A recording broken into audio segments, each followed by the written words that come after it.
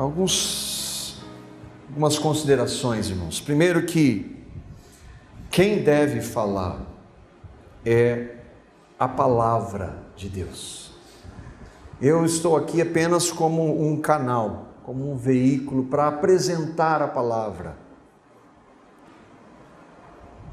Eu não tenho essa capacidade de convencer, nem a mim mesmo. Por isso eu preciso da palavra, porque o Espírito fala pela palavra, pela Bíblia, a única fonte que nós temos.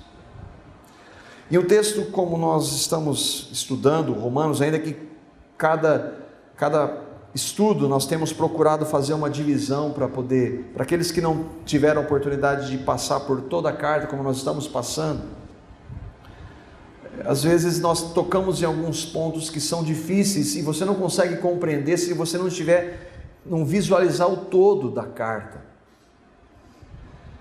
E nós estamos tratando de alguns pontos difíceis em Romanos. Então eu espero que você consiga entender pela revelação do Espírito isso. E se você, por alguma razão, houver não compreender, uma das grandes alegrias de quem apresenta a palavra é poder ver pessoas sendo incomodadas, não pela argumentação de quem quer que seja, mas porque o Espírito incomoda e vê pessoas sendo despertadas e querendo saber um pouco mais de Jesus. Para quem apresenta o Evangelho, essa é uma grande alegria. E se você quiser conversar, é com prazer que eu vou ter de compartilhar com você. Há umas 2 semanas, um irmão, ele me enviou um vídeo com um debate entre um ateu, um católico, uma esotérica e um conhecido pastor. Ele é conhecido nacionalmente. E depois de assistir o vídeo, eu fiquei, ao mesmo tempo, indignado e triste por ver aquilo lá. Foi uma conversa de talvez uma meia hora mais ou menos. Quem mediava era um conhecido filósofo. E foi triste porque eu entendi, eu até compartilhava com esse irmão depois, que aquele pastor, ele perdeu uma excelente oportunidade de falar o que nós falamos aqui, de anunciar a palavra de Deus. E ele entrou no jogo de filosofar, de ser politicamente correto e de perder a oportunidade de anunciar o Evangelho. Aí eu me lembro, o Senhor me fez lembrar que algumas vezes eu já fiz isso e que eu fui covarde. E me levou a lembrar e pedir misericórdia ao Senhor pelas vezes que eu fiz isso. E de entender isso que nós falamos, que nós não temos capacidade de argumentação, nós temos que anunciar a palavra de Deus. Porque o Espírito Santo age mediante a palavra de Deus e não por homens, por argumentação humana. E é sempre bom a gente lembrar qual que é o nosso papel como cristão, se você realmente crê. Nós estamos aqui para viver para a glória de Deus. Nós somos criados para viver para a glória de Deus. E uma das formas de vivermos para a glória dele é anunciarmos a Cristo e este crucificado, proclamarmos o Evangelho. Jesus disse que uma vida vale mais do que o mundo inteiro. Uma alma vale mais do que toda essa realidade que nós tanto valorizamos. Eu gostaria de que nós fôssemos para esses textos para olhar um pouco. E ali o primeiro texto é de Marcos, eu vou estar projetando aqui. Marcos capítulo 8, versículos 34 a 37. Jesus tinha acabado de ter uma conversa com Pedro, e Deus usa Pedro para falar que ele, Cristo, era o Filho do Deus vivo, mas dali a pouco Pedro já deixa o Espírito e vai falar a partir dele mesmo, e Jesus manda Satanás sair de cena. E pouco depois Jesus faz esta afirmação: o que adianta ao homem ganhar o mundo inteiro e perder a sua alma? O que adianta ganhar toda essa realidade? E a nossa compreensão, a partir do ponto de vista humano, do mundo inteiro, era muito maior, é muito maior hoje do que do mundo inteiro para aqueles homens daquela época. O mundo inteiro, eles não tinham a quantidade de informações que nós temos a respeito do mundo inteiro. Mas já era muito para eles. E Jesus está dizendo, o que adianta o homem ganhar o mundo inteiro e perder a sua alma? Ou o que o homem poderia dar em troca da sua alma? Entendamos, irmãos, de acordo com essa palavra, essa realidade vai ser extinta, vai acabar. Isso não é uma força de expressão, isso vai acabar literalmente. Tudo isso que existe hoje, desse mundo palpável, vai ser destruído um dia. Uma alma jamais vai ser destruída. A partir do momento que eu e você fomos criados, nós, ainda que esse corpo físico um dia vá se perder, vai virar pó, o que nós temos em nosso interior, a minha alma, a sua alma, ela existe para sempre, diferente deste mundo. Eu e você nunca mais deixaremos de existir, nós vamos deixar de existir nessa realidade, mas a nossa personalidade, o que eu e você somos, vamos existir para sempre. E a grande questão é que ou nós estaremos para sempre na presença de Deus, ou nós estaremos para sempre longe da presença de Deus. É isso que Jesus está dizendo aqui. Perder a alma é morte eterna, separação eterna, condenação eterna. É não ter um relacionamento com Deus. E quanto tempo nós vivemos? Se muito, a Bíblia diz que após os 70 é canseira. A palavra fala que Jesus andava com pecadores. Os fariseus, que eram religiosos, que entendiam muito de religião, não gostavam. Jesus andava com pecadores. Agora, eles não gostavam e eles se esqueciam de que eles também eram pecadores. Só que eles se achavam por serem religiosos. E certa vez Jesus conta uma breve parábola, uma pequena história da ovelha perdida que foi achada. E ele faz uma comparação que tem a ver com a vida eterna, perder a alma. Lucas capítulo 15, versículo 17, e também o versículo 7, e também o versículo 10. Olha como Deus vê a minha e a sua vida em relação a essa realidade que nós tanto apreciamos, que nós tanto valorizamos, esse mundo físico. É Jesus que está dizendo assim. E ele vai comparar essa realidade daquele que perdeu uma das suas ovelhas e foi buscá-la, e não poderia perder aquela vida. Eu lhes digo, da mesma forma, haverá mais alegria no céu por um pecador que se arrepende, do que por 99 justos que não precisam se arrepender, dentre eles aqueles fariseus que não se arrependiam, que achavam que eram alguma coisa por serem religiosos. Olha o que Deus, o valor que Ele dá, essa realidade espiritual que vai continuar existindo. Alegria no céu por uma alma que se arrepende e que crê em Cristo. O versículo 10, um pouquinho à frente. Eu lhes digo, o que ele está falando, alegria no céu, o que ele quer dizer? Eu lhes digo que da mesma forma, a alegria na presença dos anjos de Deus, seres criados, que existem desde o momento que foram criados e sempre vão existir. O que aconteceu com essa realidade espiritual? Alguns dos anjos se rebelaram, estão destinados à separação eterna de Deus. Eles também existem para sempre. Outros estão na presença de Deus. E esses, quando eles olham para essa realidade e vê que uma vida nessa realidade, que valoriza essa realidade, crê em Cristo, a festa no céu. Porque eles sabem que essa alma vale muito mais do que o mundo inteiro.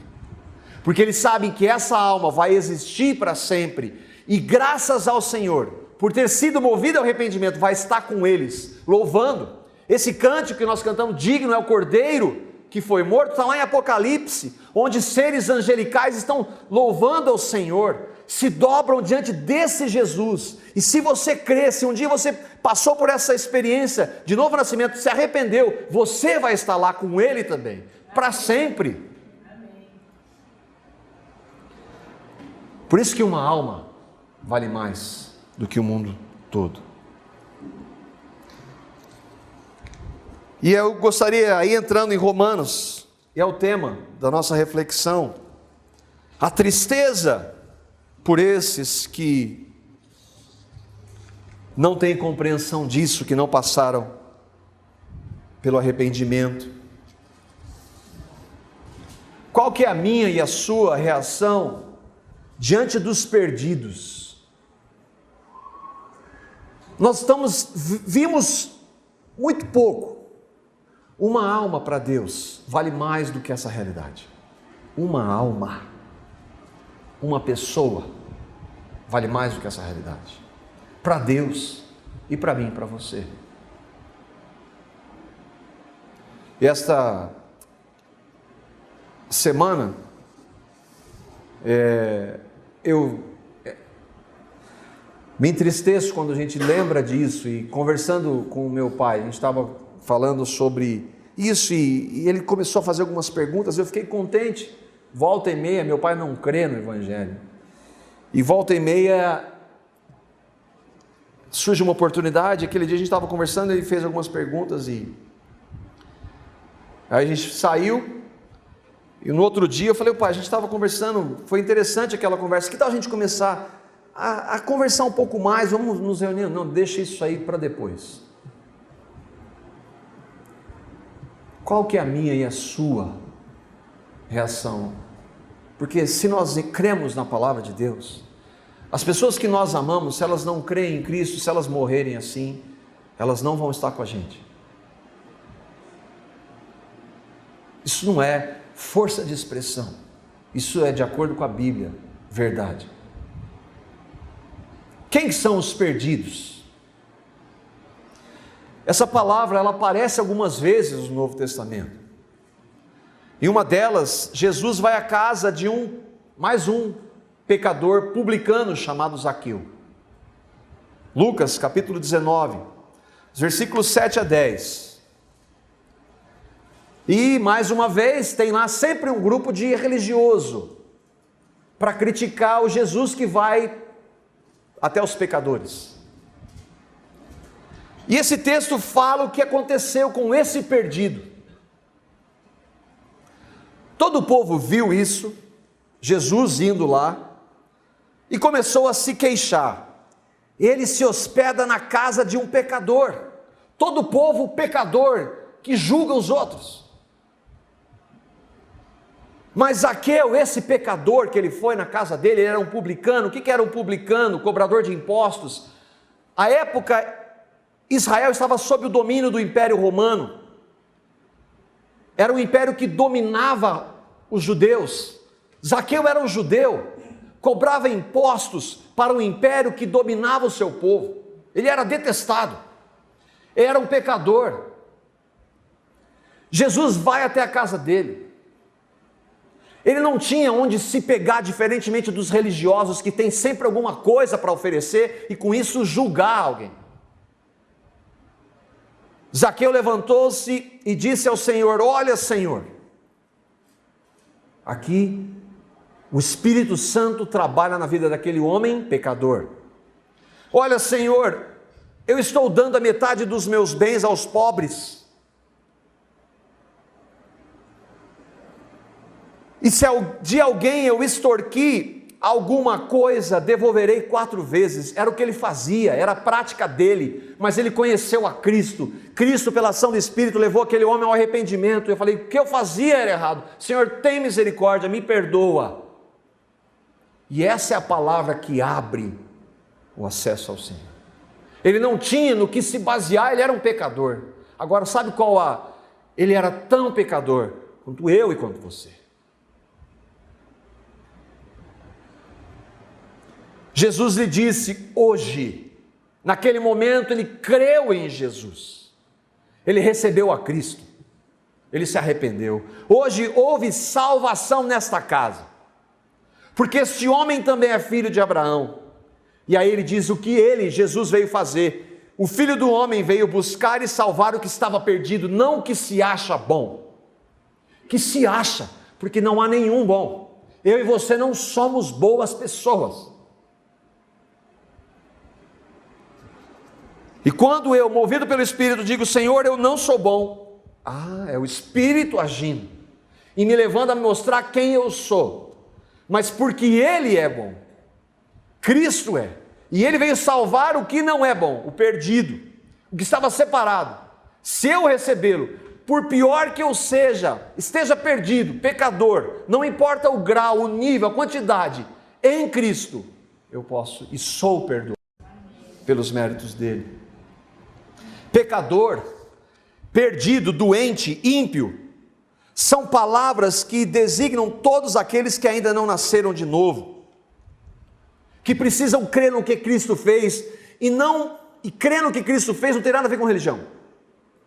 A gente confunde. Eu preciso crer pela revelação do Espírito no que Jesus fez por mim lá na cruz. Perdidos são aqueles que não têm Deus, ainda que participem de uma igreja, não têm esperança, ainda que se esforcem para mostrar alguma coisa, não tem significado. Uma pessoa que não crê em Cristo não tem significado, ela busca significado nessa realidade que um dia vai acabar, e nunca vai encontrar, não tem salvação, e se morrerem assim estão perdidos. Perdidos podem ser assassinos, pedófilos, cobradores de impostos, ladrões, homossexuais, opa, eu não estou aí, mas adúlteros, mentirosos, religiosos, boas pessoas como eu e como você.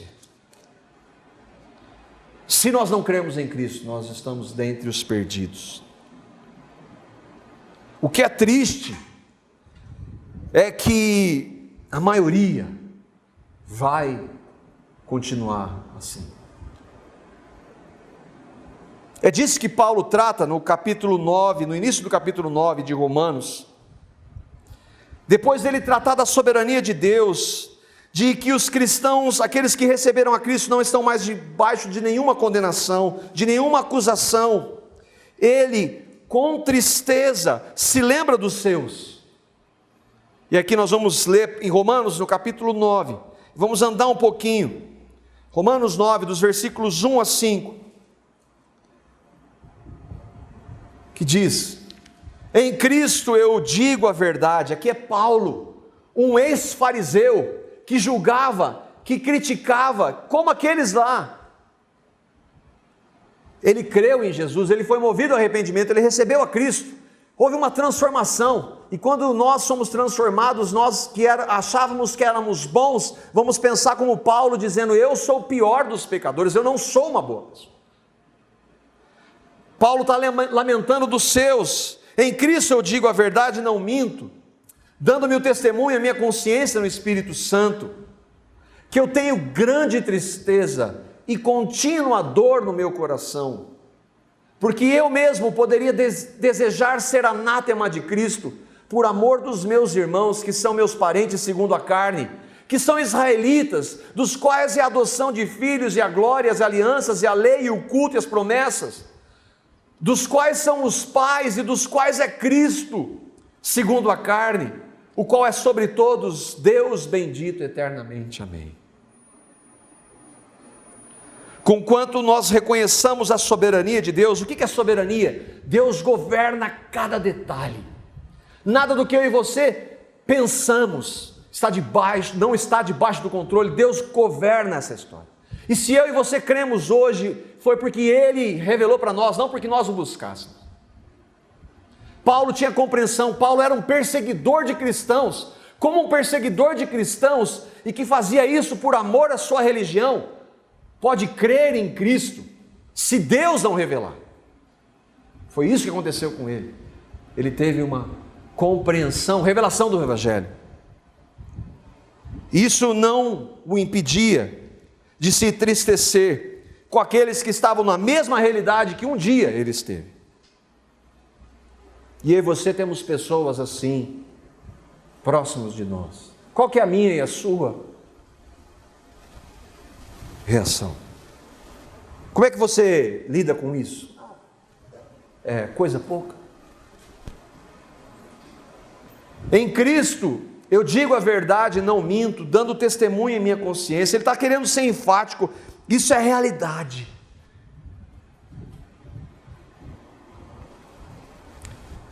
Paulo é categórico, ele expressa a sua consciência diante daqueles que leriam a carta, porque ele escreve essa carta e manda para a igreja, fala: irmãos, isso me entristece de saber que os meus parentes, amigos, que são descendência do mesmo país, eles não creem em Jesus. Paulo crê, anuncia, prega a soberania, que Deus controla, que Deus revela, que o homem não busca, mas ele se entristece com eles. Olha só, para a gente lembrar um pouco da soberania, ali um pouquinho antes, os versículos 29 a 30, como é que ele sabe que Deus controla, que Deus revela, que Ele é o soberano? Pois aqueles, de quem Paulo está falando aqui? Dos cristãos, aqueles que de antemão conheceu, quem conheceu? Se você crê, quem conheceu? Deus conheceu, antes do que? Antes da fundação do mundo. Os cristãos que Deus conheceu antes da fundação do mundo, Ele o predestinou, Ele estabeleceu o destino daqueles que creriam. Para quê? Para serem conformes à imagem de seu Filho, a fim de que Cristo é o primeiro, o primogênito, Ele foi o primeiro, e a partir da fé em Cristo, nós somos chamados filhos de Deus também. Ele predestinou, Ele também chamou, Ele também justificou, e olha só, Ele também glorificou. O que é glorificação? Um dia Jesus vai voltar, todos aqueles que morreram crendo em Cristo vão ressuscitar e vão ter corpos glorificados. Se nós estivermos vivos, quando Jesus voltar, nós teremos nossos corpos transformados. Isso vai acontecer no futuro, mas é tão real para Paulo que ele diz que ele já glorificou. O que isso quer dizer? Que foi Deus que revelou. E se eu e você cremos hoje, foi porque Ele nos revelou, Ele chamou, Ele justificou.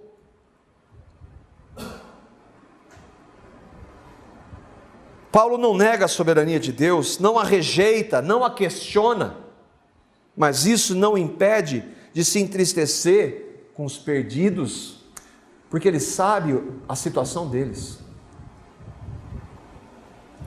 Eu tenho grande tristeza e contínua dor no meu coração.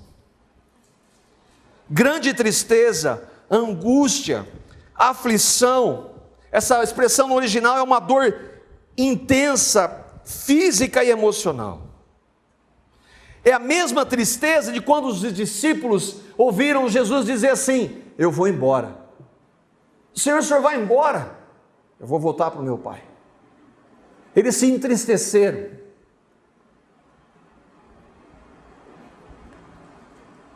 O coração deles ficou cheio de tristeza. Jesus falou: eu vou agora para junto daquele que me enviou. E onde que o senhor vai? O coração deles ficou cheio de tristeza por causa do Salvador que ia. É claro que eles não tinham uma compreensão ainda. O Salvador mandou o Espírito e eles começaram a falar deles e morreram por amor a Jesus. Contínua dor no meu coração, uma intensa dor emocional, um consumir de tristeza. Como é que eu e você, quando a gente olha a pessoa que a gente ama e que não tem a menor compreensão do Evangelho, e que se ela morrer daquele jeito, ela vai para o inferno? Como é que eu e você olhamos?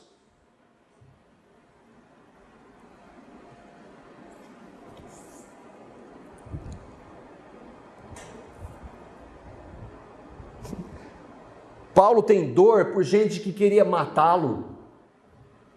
Ele era perseguidor, agora ele é perseguido por Cristo, mas ele ama aquelas pessoas e tem contínua dor em seu coração, porque eles não creem em Cristo. Grande tristeza, contínua dor em seu coração, por amor aos seus irmãos.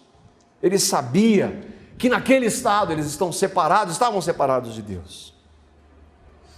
Paulo sabia das graves e indescritíveis consequências dessa separação. Paulo havia anunciado a ira de Deus, que se manifesta contra todos aqueles que detêm a verdade pela injustiça, aqueles que não querem a Cristo. Paulo disse que não há nenhum justo, nenhum sequer, e se eles continuarem assim, querendo se pautar na sua religião que não vale nada, negando o sacrifício de Cristo, eles estão separados. Paulo tinha dito que ninguém será declarado justo diante de Deus pelas obras da lei. A única forma de ser justificado diante de Deus é pelos méritos de Cristo, é recebendo a Cristo. Então Paulo tinha tristeza porque eles não tinham essa compreensão. Como é que eu e você vemos isso? Esse foi o clamor de Moisés. Êxodo capítulo 32, versículos 30 a 32. Deus havia libertado o povo da escravidão do Egito, feito sinais sobrenaturais, milagres, conduzido aquele povo, se revelou. Se Deus se manifestar hoje, eu creio. Deus fez isso de maneira humanamente inexplicável, e o povo não quis. Mas Moisés sofria com isso. Olha o que ele diz. Ele recebeu a lei de Deus nas mãos de Deus. Enquanto ele estava lá recebendo a lei de Deus, que mostrava que o Deus que se revelaria, o povo estava lá embaixo, não esperando. No dia seguinte, Moisés disse ao povo, depois que ele desce e vê aquele povo em idolatria, negando tudo aquilo que Deus havia feito por eles. Vocês cometeram um grande pecado, mas agora, ainda assim, eu subirei ao Senhor, e talvez possa oferecer propiciação pelo pecado de vocês. Assim Moisés voltou ao Senhor e disse: que grande pecado cometeu este povo! Fizeram para si um Deus de ouro, mas agora eu te rogo, Senhor, perdoa-lhes o pecado, senão risca-me do teu livro que escreveste. É a mesma coisa que Paulo está dizendo. Eu quero ser maldito, só que isso não é possível. O que eles querem dizer é a tristeza e o amor pelos perdidos, por aqueles que não conhecem a Cristo. O clamor, o amor de Moisés pelos perdidos, levou ele a fazer o mesmo. De onde vem isso? Cristo crucificado. O Cristo que habitava em Paulo, lamentou, teve o mesmo lamento. Mateus 23, 37. Não tem como não olhar para isso, ver as implicações desse texto, de um Deus que busca quem não quer, que o rejeita. Olha o que Jesus disse: Jerusalém, Jerusalém, que mata os profetas e apedreja os que te são enviados. Quantas vezes eu quis? Jesus, Deus, está dizendo, quantas vezes eu quis reunir os seus filhos, como a galinha junta os seus pintinhos debaixo das suas asas, e vocês não quiseram. Jesus está dizendo que matas os profetas. Ele enviou os profetas 700 séculos antes para anunciá-lo, e o povo não quis. Jesus chora aqui, diante da dureza daquele coração, daqueles corações.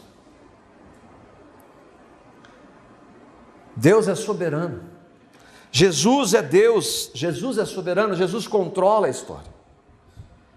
Por que então ele chora e lamenta por algo que já está estabelecido? Deus não tem prazer na morte do ímpio. É a mesma dor que Paulo tem aqui.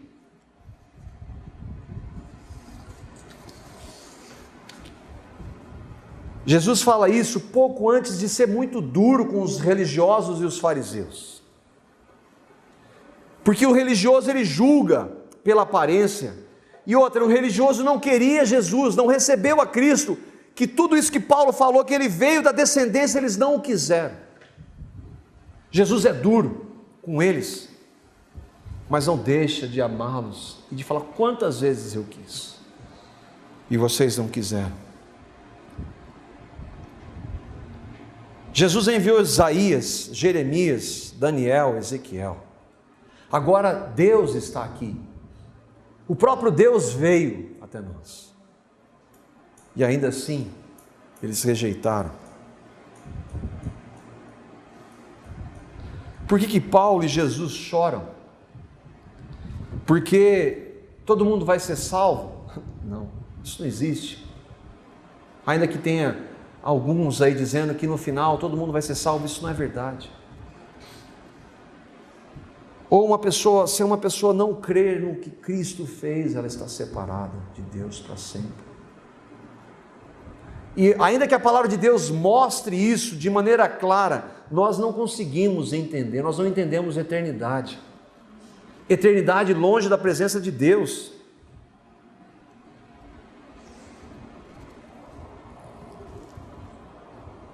Paulo desejava tanto a salvação dos seus, que abre mão, se isso fosse possível, não é, ser amaldiçoado.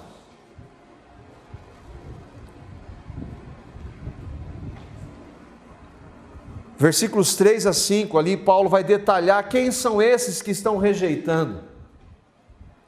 Porque eu mesmo, Paulo, que fui um perseguidor da igreja, ele diz isso.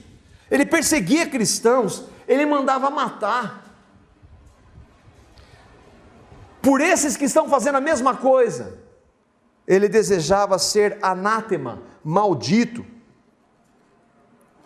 Se eu e você cremos pela graça de Deus, e porque se nós cremos foi por revelação, pela graça, amor, misericórdia dele, isso não é possível.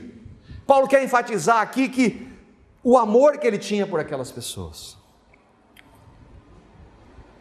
Eu desejaria ser anátema de Cristo, por amor dos meus irmãos. Com certeza, os irmãos ali eram os descendentes, mas ele tinha família também ali,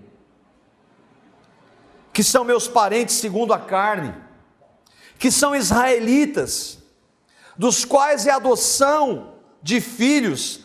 Quando que Deus se manifestou pela primeira vez à humanidade de maneira clara, foi por meio desse povo. E a glória, eles viram o poder de Deus, viram a salvação de Deus quantas vezes? As alianças, Noé, Sinai, o templo, tudo que Deus fez por amor, a lei, o culto, as promessas, dos quais são os pais e dos quais é Cristo. Deus se manifestou por meio de um povo chamado judeu. Eles esperavam o Messias, ele veio, Deus veio, mas eles o rejeitaram. Será que a gente tem, irmãos, este amor pelos que estão à nossa volta? Porque não é disso que Paulo está falando. Eu tenho grande tristeza e contínua dor em meu coração quando eu vejo pessoas que não receberam a Cristo, especialmente amigos e familiares que rejeitam a Cristo.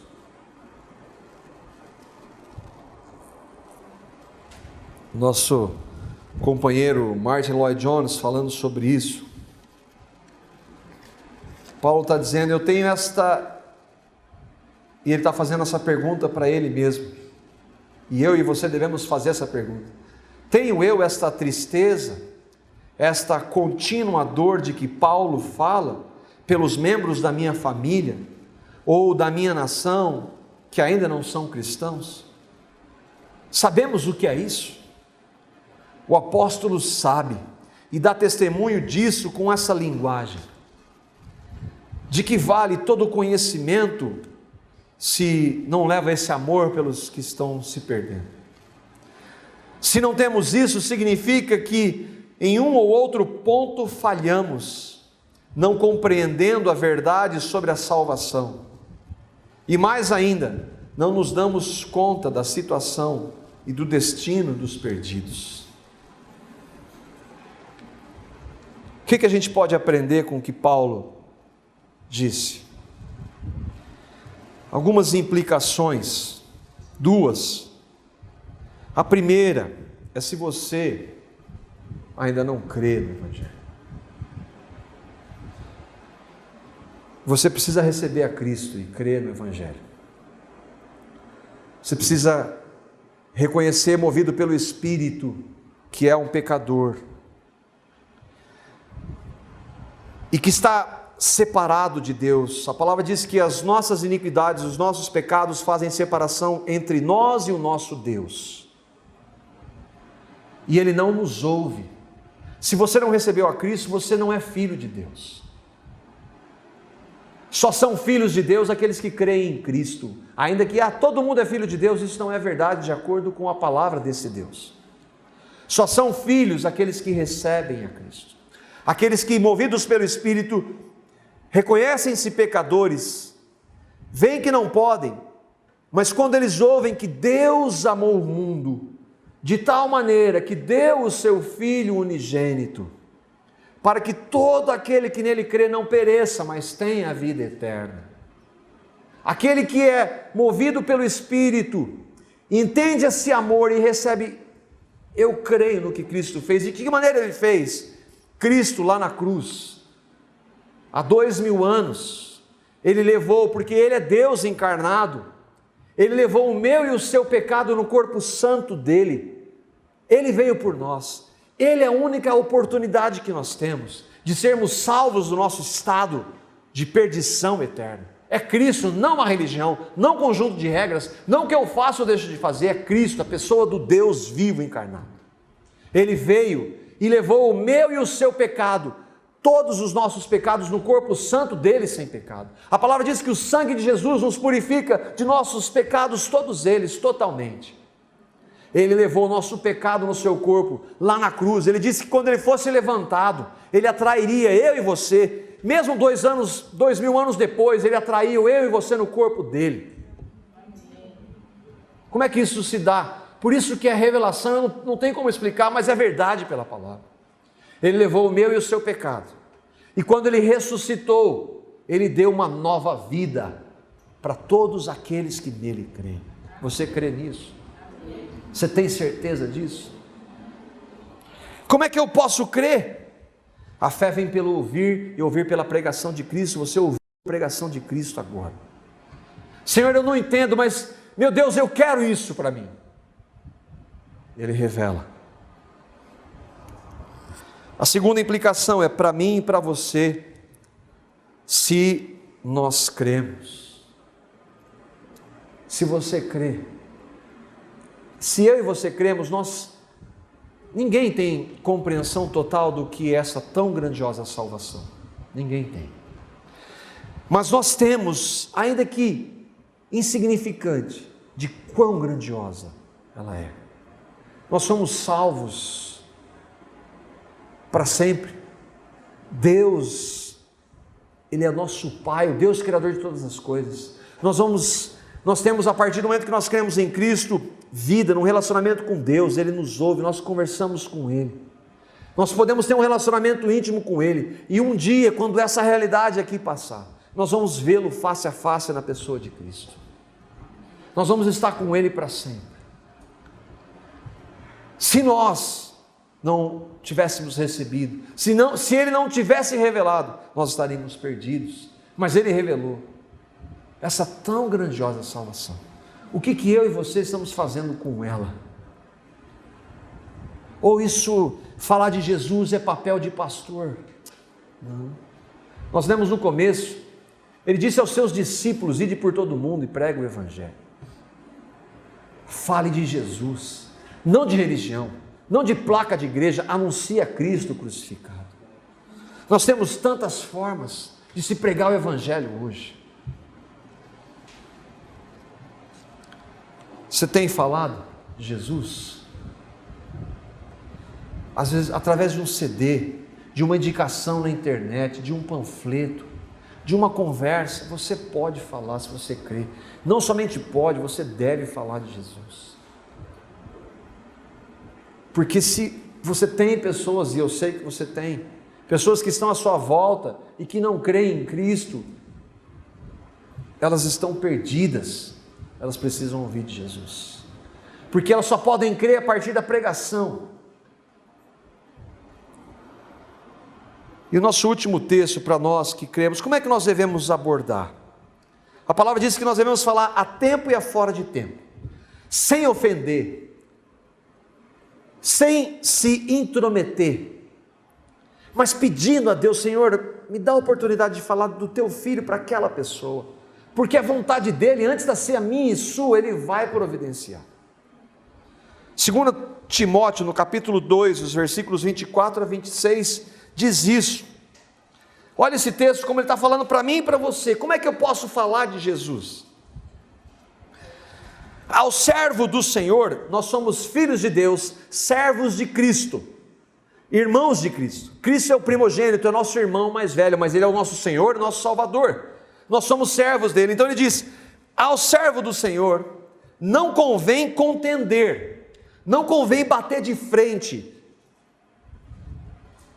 Não adianta, mas sim ser amável para com todos, apto para ensinar, paciente.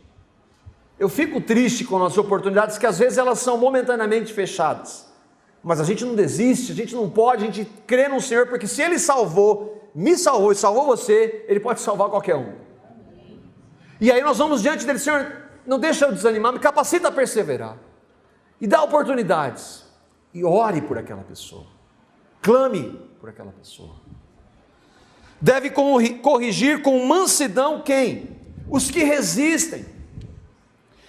Porque na esperança de que Deus lhes conceda o arrependimento, porque foi assim que eu e você nos arrependemos. Nós não nos arrependemos a partir de nós mesmos, porque um dia eu tive um estalo e eu quis. Não, foi porque Deus um dia concedeu o arrependimento para mim e para você, pela sua graça, em sua soberania. Foi Ele quem fez. E por que a gente deve agir dessa forma? Levando-os ao conhecimento da verdade. Dê uma oportunidade e fala. Há resistência, ser paciente, ser manso, espera. Por quê?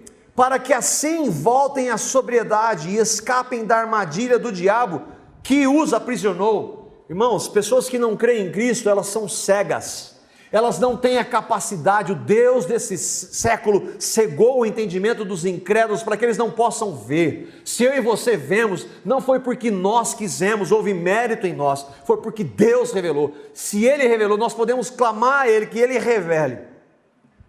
É isso, para que Deus tire a cegueira. Enquanto Ele não tirar, ninguém crê. Mas se Ele nos salvou, nós podemos e devemos anunciar. Dentro desse princípio, há tantos outros na palavra. Com mansidão, ore, peça ao Senhor oportunidade, dê um CD.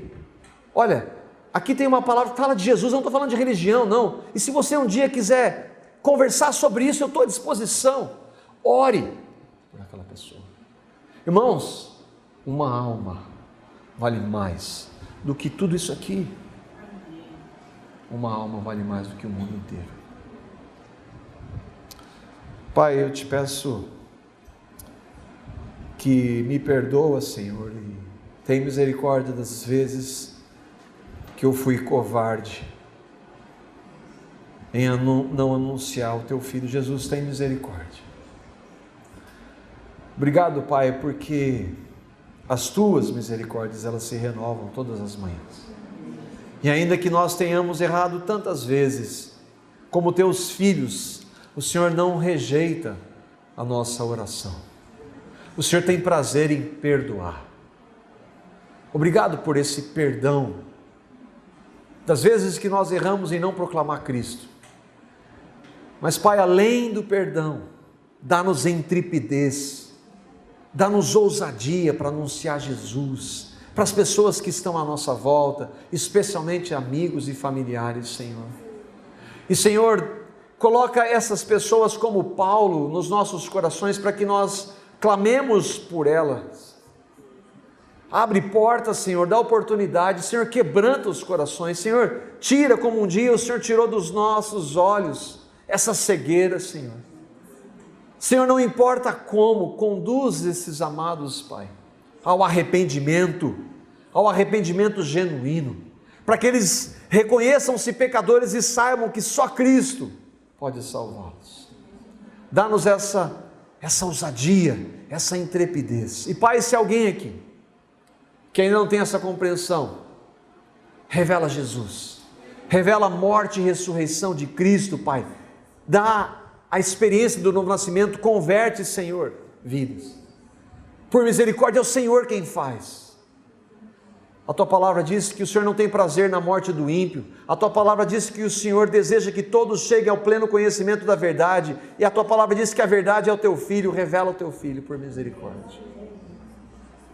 Pai, para nós que temos crido por Tua graça, não nos deixe ficar calados por misericórdia.